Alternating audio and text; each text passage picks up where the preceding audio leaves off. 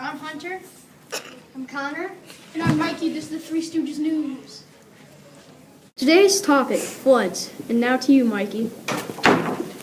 Dozens of villages wiped out because of major floods. A flood is mainly an overflow or expanse of water that submerges land. Now to y'all's, Mikey, with that there horrible clip. Now back to you, Connor, with the horrible video.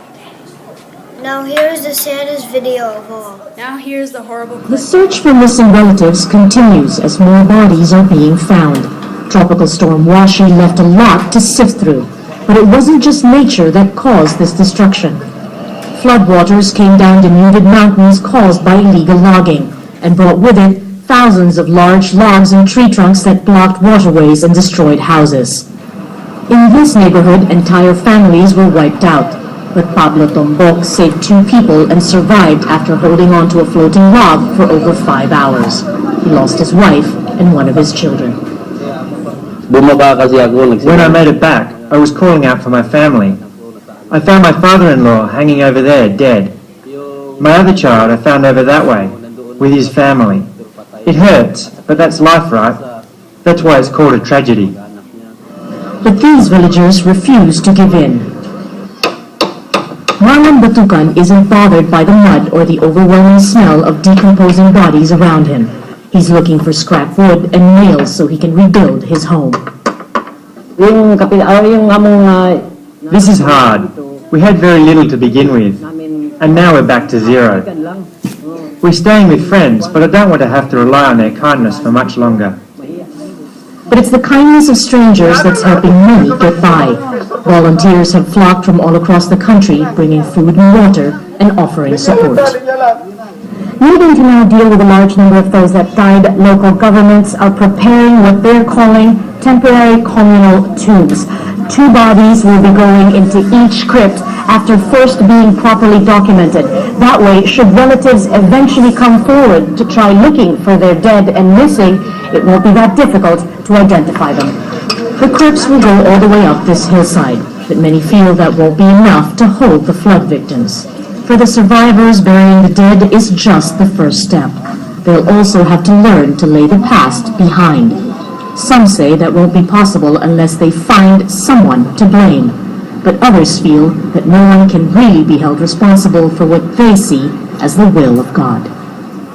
Margo Ortigas, Al Jazeera, Iligan, Southern Philippines. We have a major flood coming this week, and I'm going to tell you guys how to prepare. First of all, you have to find out if you live in a flood zone. Learn flood warning signs and signals. Stockpiles emergency building materials. These include plywood, plastic sheeting, lumber, nails, hammer, saw, pry bar, shovel, and sandbags. Check values installed in the building. Sewer traps to prevent floodwaters from backing up into sewer drains. Raise electrical boxes, major appliances, and HVAC components at least one foot above the 100-year flood level. And now back to you, Mikey. Okay. The supplies you need when the disaster occurs are flashlights and extra batteries, portable battery-operated radio and extra batteries, first aid kit, emergency food and water, non-electric can opener, essential medicines, cash and credit cards, sturdy shoes, and you need a plan if you get separated, and every family should have an emergency communication plan just in case you get separated from everyone else. This is what happens after a disaster occurs. If your home or apartment and business has suffered flood damage, immediately call the agent or a broker who handles your flood insurance policy. Make sure before entering a building, make sure it doesn't collapse. Also make sure that electrical wiring hasn't hit the wall. Some stats about floods. Floods is the #1 disaster.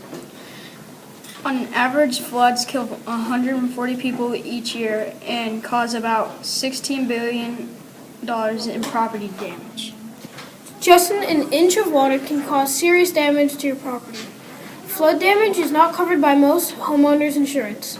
A flood can devastate homes within a wall of water over 10 feet. Wait. Okay. I'm Hunter. I'm Connor. I'm Mikey. This is the end.